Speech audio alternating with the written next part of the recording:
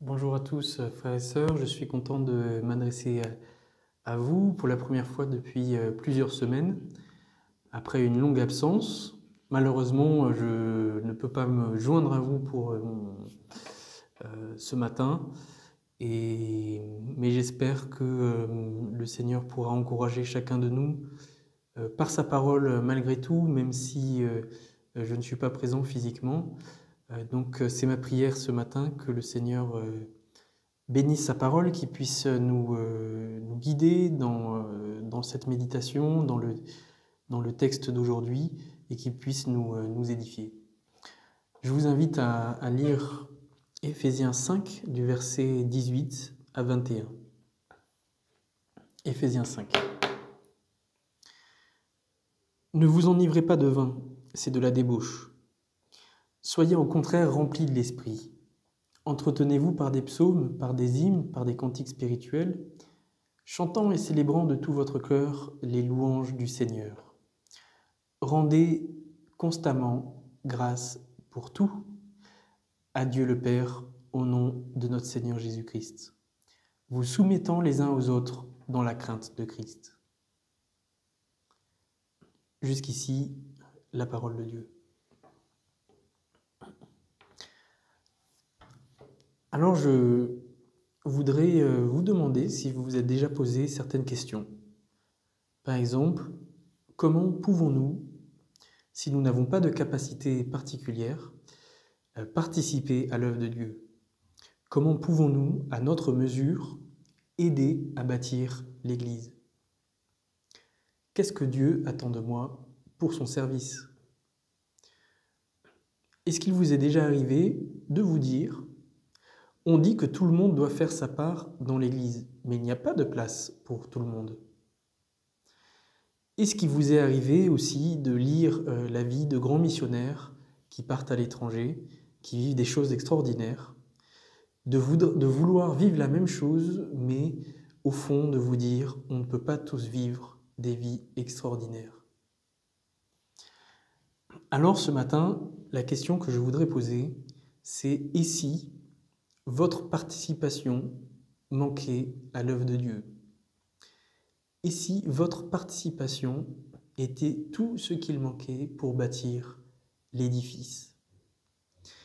Le texte d'aujourd'hui nous montre que Dieu a mis son peuple les moyens pour qu'il s'édifie lui-même. Il a mis une sorte de machine à édifier l'Église au sein du peuple de Dieu. Une machine qui va lui donner une solidité à toute épreuve, qui va à la fois le bâtir et le consolider, selon un principe qui est déjà présent dans Éphésiens, qu'on trouve au chapitre 4, au verset 16. Je vous le lis. C'est de lui, Christ, que le corps tout entier, bien coordonné et solidement uni, tire sa croissance et s'édifie lui-même dans l'amour. Éphésiens nous dit que l'Église est un corps qui s'auto-édifie, qui s'édifie lui-même dans l'amour. Mais comment? Et même par une chose toute simple, une chose miraculeuse que Dieu nous a donnée et que nous utilisons chaque jour à tort et à travers, ce sont nos paroles. Cette machine à édifier que l'on trouve dans le texte d'aujourd'hui, il tient en deux choses, l'édification mutuelle d'un côté et la soumission mutuelle de l'autre. Édification mutuelle, soumission mutuelle. Et les deux ensemble permettent à la fois de faire grandir le corps, mais aussi de le solidifier. Ce matin, je voudrais vous inviter à réfléchir sur la manière dont on utilise nos paroles. Alors je pose la question, est-ce que nos discussions privées, en dehors du dimanche matin, bâtissent et édifient l'Église? Je pense que souvent, nos discussions privées, plutôt que de nous encourager, de nous édifier, sont des occasions de chuter ensemble, des occasions de nous décourager les uns les autres, des occasions de se plaindre, de se lamenter, des occasions d'entretenir une vision pessimiste de la vie et au fond de rappeler que rien ne va et que rien n'ira jamais, que ce soit dans l'Église ou dans la société. Je pense qu'on s'entraîne plus vers le bas plutôt qu'on ne s'édifie. Je pense que certains utilisent leurs mots pour se divertir et cherchent des partenaires pour trouver un sujet qui va nous égayer. Et donc on cherche à emmener les frères et sœurs avec nous dans des choses qui n'édifient pas.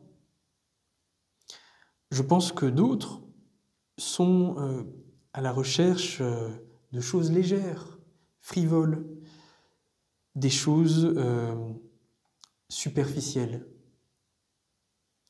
Et chacun de nous, à notre manière, nous avons une tendance. Et je vous donne un témoignage. Cette semaine, j'ai dû appeler une personne de l'Église pour traiter d'un cas pratique, d'une question concrète, qui demandait 2 ou 3 minutes à tout casser. Et après, nous avons parlé au moins 25 minutes de la guerre en Ukraine.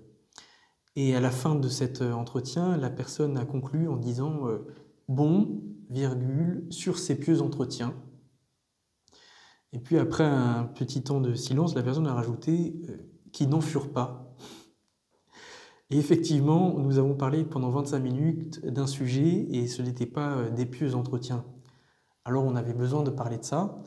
Des choses ont été dites qui pesaient, mais au bout du compte, ce n'était pas un sujet édifiant. À titre personnel, je sais que j'ai une vision plutôt cynique. Je m'intéresse beaucoup à l'actualité et je suis assez pessimiste. Il faut que je fasse attention à ce que mon pessimisme ne sème pas dans le cœur des frères et sœurs du désespoir ou de la déprime. À chacun de nous de faire attention à nos paroles et à les utiliser plutôt pour édifier, plutôt que de nous laisser aller à des discussions quelles qu'elles soient. Alors notre texte de ce matin, avant de l'aborder concrètement, je voudrais faire un point sur la structure et où il vient dans le texte aux Éphésiens. Notre texte prend place dans la partie pratique d'Éphésiens. Il a d'abord, Paul, dans une longue partie théorique de 3 chapitres, parlé du plan bienveillant et éternel de Dieu. Puis à partir du chapitre 4, il a parlé des conséquences pratiques. D'abord, du chapitre 4, versets 1 à 16, il a parlé de l'unité de l'Église et de l'Église comme corps. Puis, Paul s'est arrêté au verset 17 du chapitre 4 pour parler de ce que nous ne devons plus faire désormais. Et il a pris un long passage jusqu'au chapitre 5, verset 17, dans lequel il parle de notre comportement, de notre spiritualité, au fond. Et au verset 18, il revient sur le sujet de l'Église. Comme si du chapitre 4, verset 17 à 5, 17, on est dans un texte à part dans lequel Paul nous enseigne sur la spiritualité chrétienne. Au verset 17 du chapitre 4, il dit la chose suivante, « Vous ne devez plus vous conduire comme les non-croyants. » Et à la fin du verset 14, du chapitre 5, il y a une exhortation lyrique. « Toi qui dors, réveille-toi et ressuscite d'entre les morts, et Christ t'éclairera. » Et les 3 versets 15, 16, 17 du chapitre 5 viennent simplement conclure ce passage. « Faites donc bien attention à la manière dont vous vous conduisez, rachetez le temps, comprenez quelle est la volonté du Seigneur. » Et là finit notre parenthèse de Paul, cet enseignement sur la manière dont nous devons nous comporter. Et au verset 18, il revient sur ce sujet de nos relations au sein de la communauté. Il revient sur le sujet de l'Église qu'il avait abandonné au chapitre 4.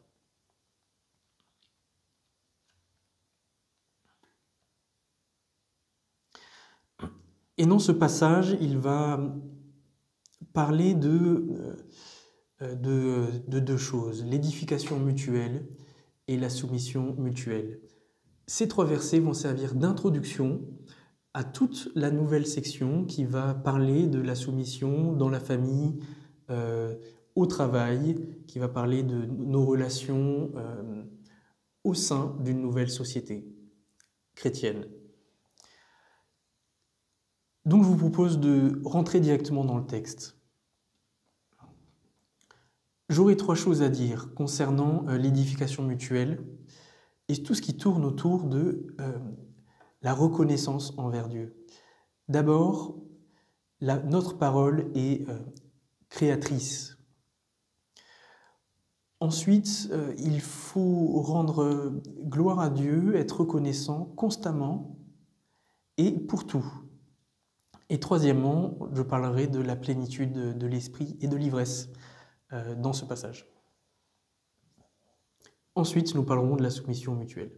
Alors, quel type de paroles devons-nous avoir au sein de la communauté si nous devons faire attention à ne pas simplement nous laisser aller à ce que nous avons en tête et puis à des sujets de discussion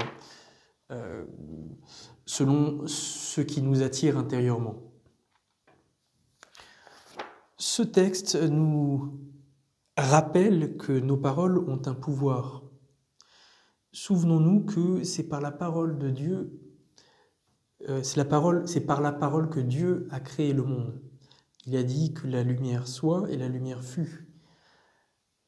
Nous n'avons pas le pouvoir de créer le monde ou de créer des choses avec notre parole. Mais notre parole a malgré tout un certain pouvoir, celui de créer des choses dans les cœurs des gens qui nous écoutent. Si je sème du pessimisme, selon le témoignage que j'ai donné tout à l'heure, je récolte de la déprime. Si je sème de la reconnaissance et de la foi, je récolte de la louange. Si je sème de la frivolité et de la légèreté, je vais récolter dans mon cœur, des choses superficielles. Avec nos mots, on influence notre entourage. Influençons notre entourage pour des choses qui portent la vie, c'est-à-dire la reconnaissance envers Dieu. La Bible nous dit « Celui qui sème pour l'esprit récolte de l'esprit ». C'est pourquoi nous voyons dans certaines traductions, non pas « dites-vous des psaumes », mais « entretenez-vous par des psaumes ». Pour souligner que nos paroles entretiennent la foi. Et c'est ainsi que chacun de nous peut participer à l'édification du corps de Christ. Et ce n'est pas une petite chose, parce que le gros du travail qui se fait dans l'Église, de la croissance de l'Église, ne se fait pas en chair ou le dimanche matin. Ça se fait dans les relations au sein de la communauté, les relations que les chrétiens ont entre eux. C'est pourquoi il est très important d'avoir des relations entre nous qui dépassent le cadre du culte du dimanche matin. Et c'est pourquoi aussi, une fois que ces relations sont réelles, qu'elles existent, il faut les utiliser pour nous édifier. C'est là que se trouve la machine à édification que Dieu a mis au milieu de son peuple. Dans nos paroles, lorsque nous décidons de nous en servir pour édifier le corps de Christ.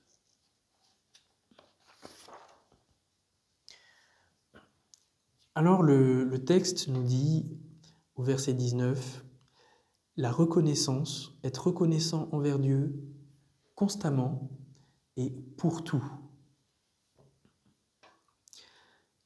Et c'est une chose impossible d'être reconnaissant constamment et pour tout. C'est une chose d'impossible si on n'a pas la foi. Il n'y a qu'avec la foi qu'on peut être reconnaissant constamment et pour toute chose. Sans la foi, souvent nos reconnaissances, nos louanges se font sans la foi. Sans foi. Et on tourne en rond autour des mêmes sujets de reconnaissance. Et parfois, nous n'avons même pas de sujet de reconnaissance. Et parfois, la prière de louange est ennuyeuse parce qu'on n'a rien à dire.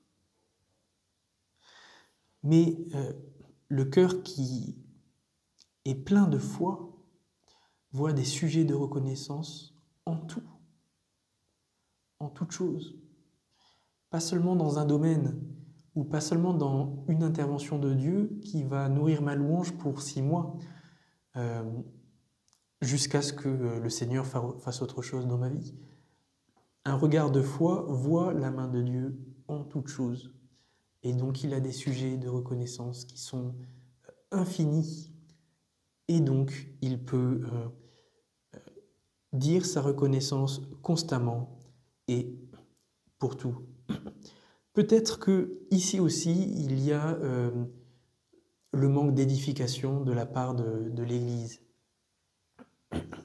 Peut-être que si nous manquons de sujets de reconnaissance, c'est peut-être parce que nous n'avons pas assez de paroles édifiantes, d'édification qui sont jetées dans nos oreilles. Peut-être que nous-mêmes, nous mettons trop de temps, nous mettons nos oreilles à disposition de paroles futiles, beaucoup trop. Peut-être que nous écoutons trop de choses, que nous regardons trop de choses qui ne sont pas édifiantes.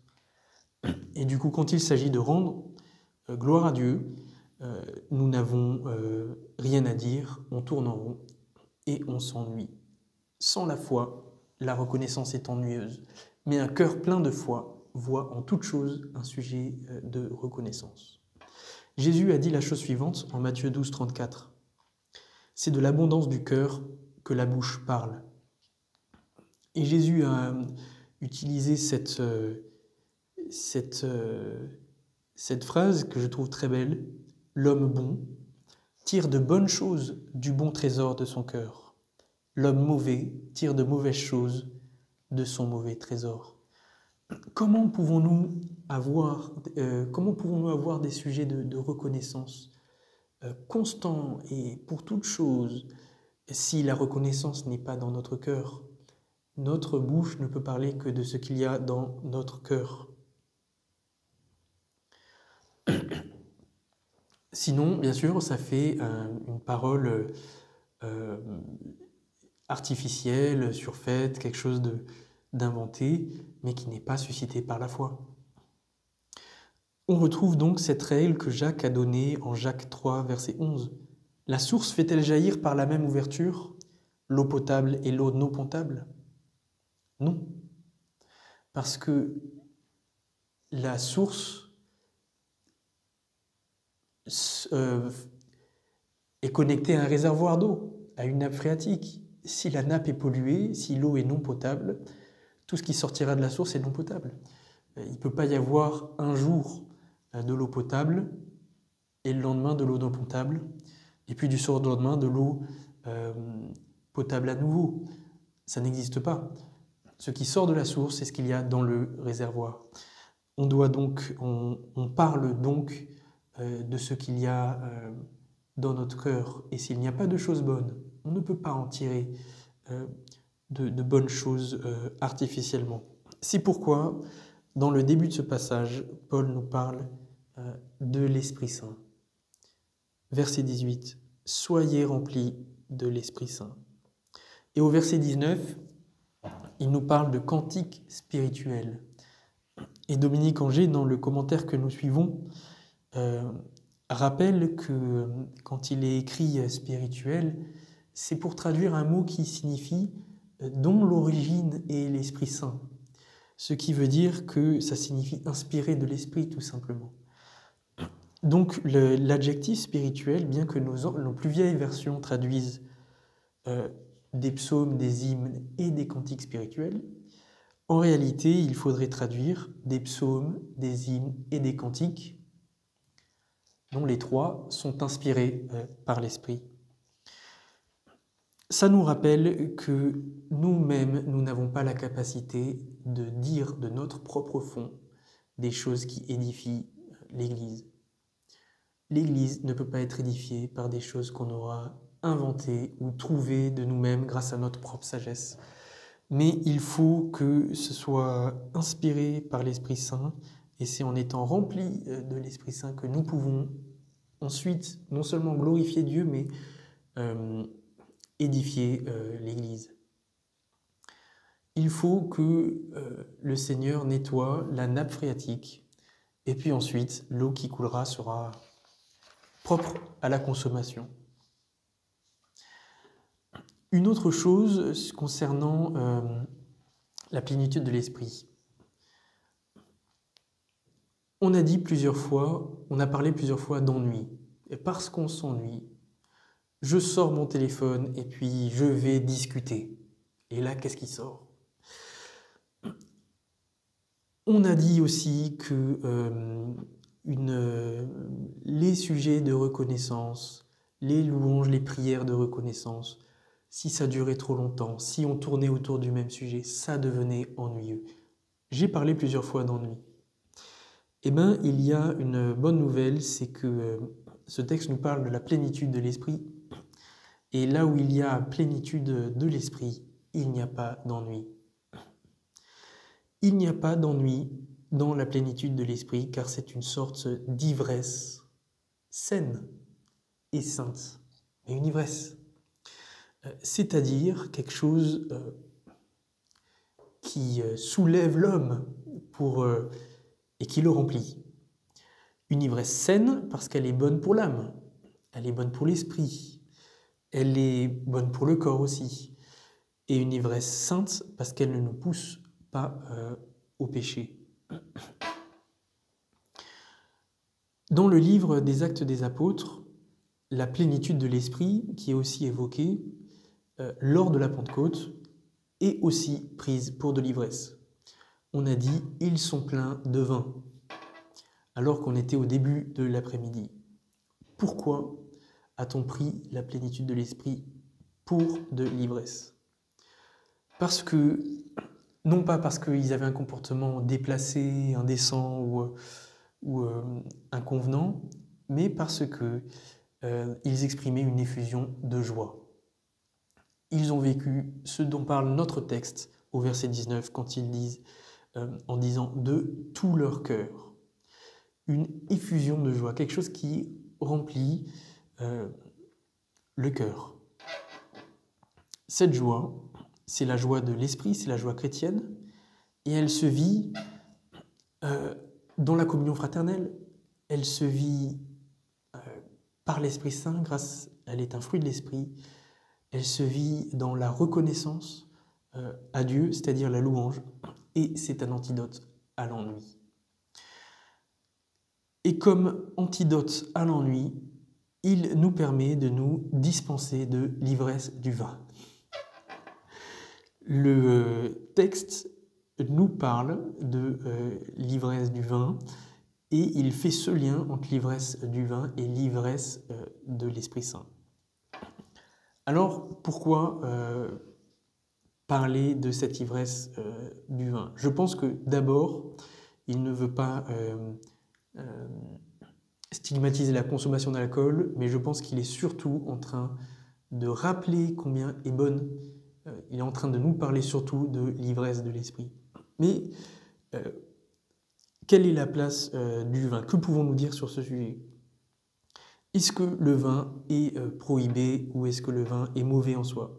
Non, loin de là, puisque la communion au sang de Christ nous est donnée, nous est symbolisée par une coupe de vin. Le vin dans la Bible est le symbole des noces, des réjouissances, et l'union à Christ est, on prend comme image, pour l'illustrer, les noces.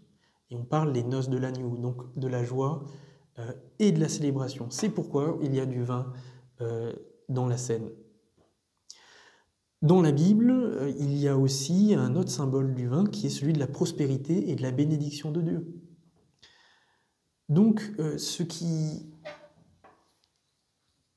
là où c'est intéressant, ce n'est pas dans le fait de considérer que le vin est mauvais, mais c'est de réfléchir sur l'usage du vin. Pourquoi on boit du vin? Dans le premier cas, dans la première partie du verset, l'ivresse du vin mène à la débauche. Dans cet usage du vin, la finalité, c'est l'ivresse. Le vin n'est que l'outil pour obtenir l'ivresse. Dans le deuxième cas, la joie, la célébration est donnée par Dieu. Elle est la finalité et elle s'obtient sans le vin. Le vin est quelque chose en plus pour... c'est la cerise sur le gâteau, c'est quelque chose pour magnifier, c'est quelque chose pour symboliser, pour fêter. Le vin est l'outil de la joie. Tandis que dans le premier cas, le vin est l'outil pour obtenir l'ivresse, parce qu'il n'y a pas la joie. Autrement dit, celui qui n'a pas cette joie, celui qui a cette joie de Dieu n'a pas besoin du vin. Il peut l'avoir, c'est un plus, mais il n'a pas besoin de ce vin. Mais celui qui n'a pas cette joie de Dieu, il n'a plus que le vin pour l'amener à obtenir quelque chose, et la débauche comme objet de joie. Donc, dans ce cas-là, le vin permet de combler le vide. Il est désir de transcendance, il est désir de plénitude, mais un désir qui n'est pas assouvi.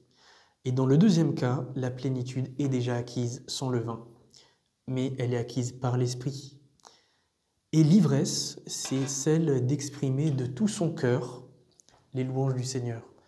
Donc, si vous êtes porté sur la boisson, louez le Seigneur. Pour faire un résumé. Le chant a une petite aparté. Je mentionne en passant, c'est la 3e fois que nous voyons dans le texte d'Éphésiens la plénitude, le thème de plénitude, ici associé à l'esprit. Et souvenez-vous, les 3 fois dans Éphésiens, le terme plénitude est utilisé différemment les 3 fois. Il y a un sujet à creuser, un sujet sympathique ici, réfléchir sur la plénitude dans la parole de Dieu. Alors, quelque chose pour terminer sur la louange et le chant, avant de passer à la soumission mutuelle. Le chant a une place incroyable dans la foi chrétienne.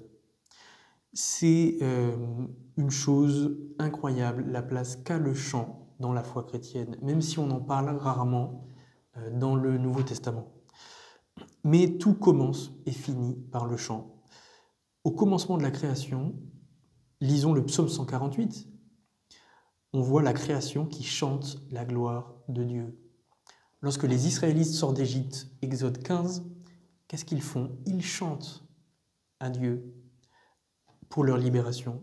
À la fin du monde, dans l'Apocalypse, on voit que les anges et les saints chantent la gloire de Dieu et la gloire de l'agneau. Et tout au long de l'histoire, entre la Genèse et l'Apocalypse, les croyants chantent. Le chant chrétien, ce n'est pas seulement des chansons gaies, c'est une expression profonde qui engage l'âme, qui engage toute la personne. C'est pourquoi au verset 19, il dit « Chantez de tout votre cœur », ça veut dire avec toute votre personne. Le chant est quelque chose de spécial, parce que le chant permet à toute notre personne d'être concentrée dans toutes ses composantes, d'être concentrée dans une seule activité et tournée vers un seul objet. Il utilise notre corps, il utilise notre âme, nos émotions, il utilise notre esprit avec notre logique, puisque les mots qu'on dit ont du sens. Donc le chant est une activité complète qui mobilise toute notre personne. C'est pourquoi les gens aiment chanter. C'est pour ça qu'on voit à la télé des émissions sur le chant, c'est pour ça que nous avons tous dans nos téléphones nos chanteurs préférés. Le chant est quelque chose de spécial pour l'être humain. Mais quand on chante une chanson profane, on peut solliciter nos émotions, notre âme et notre logique, notre corps. vers un objet qui est par exemple l'amour d'une femme ou l'amour de notre descendance. On peut chanter Cécile, ma fille, comme Nougaro. Mais ce n'est pas encore la même chose que quand on chante pour et à Dieu, vers Dieu. Pourquoi? Parce que quand on chante vers Dieu, il y a quelque chose de plus qui est mobilisé en nous. Ce sont des choses, des sentiments, des affections qui ne peuvent exister qu'en rapport avec Dieu. C'est la foi, c'est l'espérance, c'est l'amour. Pas l'amour éros, l'amour agapé, l'amour divin. La foi, l'espérance, l'amour.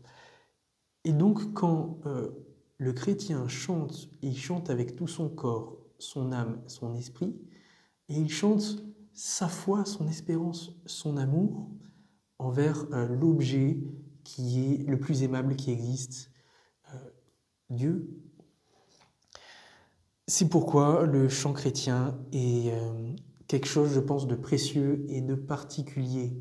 Même s'il y a rarement dans le Nouveau Testament des commandements qui nous disent de chanter ici, nous l'avons. Chantez de tout votre cœur. Je pense que l'on peut dire que le chant, c'est l'expression de notre foi la plus adaptée à ce qu'est l'être humain dans sa totalité, corps, âme et esprit. Le chant, c'est l'expression de la foi la plus adaptée à ce que nous sommes. Non pas la plus adaptée à ce qu'est Dieu pour le destinataire, parce que pour lui, notre confession de foi suffit, même sans le chant. Mais c'est pour nous que c'est le plus adapté. Et donc je pense qu'il faut s'emparer de cet outil et aussi en abuser, à consommer sans modération.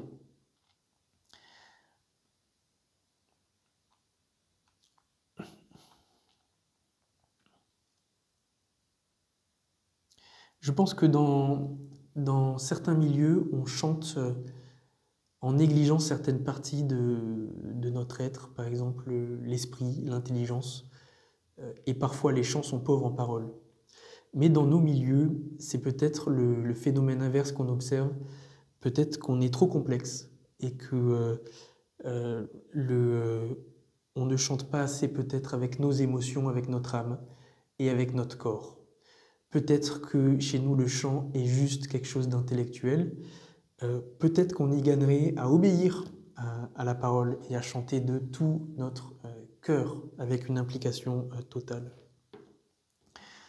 Alors, nous arrivons au bout de cette partie concernant le chant et je pense pouvoir en 5 minutes faire le lien avec la soumission mutuelle. On l'a vu, Paul parlait d'abord de l'Église, ensuite il a pris pendant un chapitre, il a parlé de la spiritualité chrétienne et ensuite il revient sur nos relations au sein de l'Église. Donc tout ce qu'on lit à partir du verset 18 doit être lié, je pense, avec ce qu'on lit dans le chapitre 4 sur l'Église comme corps. Notamment avec le verset 16 qui nous dit que le corps tire sa croissance de manière unie. Il tire sa croissance et il se solidifie et il se consolide dans l'unité. Il y a les deux aspects. Et donc dans cette nouvelle section qui va jusqu'au chapitre 6, Paul va parler désormais beaucoup de l'ordre social, de l'ordre que Dieu a établi dans une société et l'ordre que les chrétiens doivent maintenir. En tout cas, ils ne doivent pas chercher à défaire cet ordre-là, mais à l'investir complètement. Le chrétien n'est pas révolutionnaire, il ne veut pas détruire l'ordre que Dieu, l'ordre naturel des choses. Mais par contre, il peut revisiter et lui donner une autre couleur, un autre sens. Et je crois que c'est ce que Paul nous invite à faire dans cette introduction. Parce que dans cette introduction, il ne nous parle pas seulement de la louange, il nous parle d'abord de la louange, de l'édification mutuelle, entretenez-vous les uns les autres, soyez remplis de l'esprit, Et puis ensuite, il finit en disant « Soumettez-vous les uns aux autres ». Mais le lien logique, il n'y a pas forcément de lien entre la soumission et édifiez-vous. Eh bien si, il y en a un, parce que sans soumission mutuelle, on ne peut pas être édifiés les uns par les autres. Parce que si je n'écoute pas ce que dit le frère ou la sœur, si ce qu'il dit n'a aucune importance pour moi, il ne peut pas m'édifier. Donc il faut soumission mutuelle pour qu'il y ait édification mutuelle. Il s'agit de la même chose. Et en exhortant à la louange et en parlant de reconnaissance, ce que Paul est en train de nous dire, en faisant une telle introduction avant de parler de nos relations autres, dans la famille, dans le travail, etc., ce qu'il est en train de nous dire, c'est que notre soumission mutuelle, c'est une manière d'exprimer notre reconnaissance envers Dieu. C'est avec la louange une manière d'exprimer notre reconnaissance à Dieu. Et on peut même dire que le fait d'être rempli de l'Esprit amène non seulement l'édification mutuelle, non seulement la louange, mais aussi la soumission mutuelle. C'est comme ça que Paul nous invite à regarder tout ce qu'il va dire ensuite sur la soumission, que ça nous plaise ou non, que ça soit dur à entendre ce qu'il dira par la suite. Il nous invite d'abord à le comprendre comme un acte de reconnaissance envers Dieu, un choix que nous faisons et que nous faisons parce que nous sommes remplis de l'Esprit et que nous faisons parce que nous sommes reconnaissants. Alors je vais prendre quelques secondes pour dire quelques phrases. Je pense que des relations communautaires harmonieuses fondées sur la soumission mutuelle sont un chant de reconnaissance à Dieu. C'est comme un chant à l'unisson.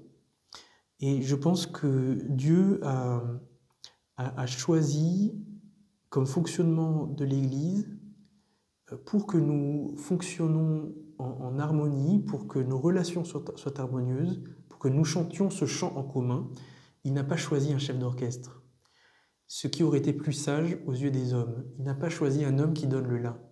Mais il a choisi que tous aient le même esprit et que nous nous ajustions les uns aux autres. Pas juste une fois pour trouver un point d'équilibre, mais que tout au long de notre chemin, nous soyons dans l'ajustement les uns aux autres, dans la soumission mutuelle. L'idée, c'est que tous s'accordent ensemble en même temps qu'ils s'accordent à Christ. Parce que la finalité des finalités, ce n'est pas de respecter un ordre social ou des autorités, ce n'est pas ça. La finalité des finalités nous est donnée dans le chapitre 1, verset 17. C'est que toute chose soit récapitulée en Christ. Que toute chose soit mise sous Christ qui est la tête. C'est le premier moment où Dieu nous parle de soumission dans l'Épître aux Éphésiens.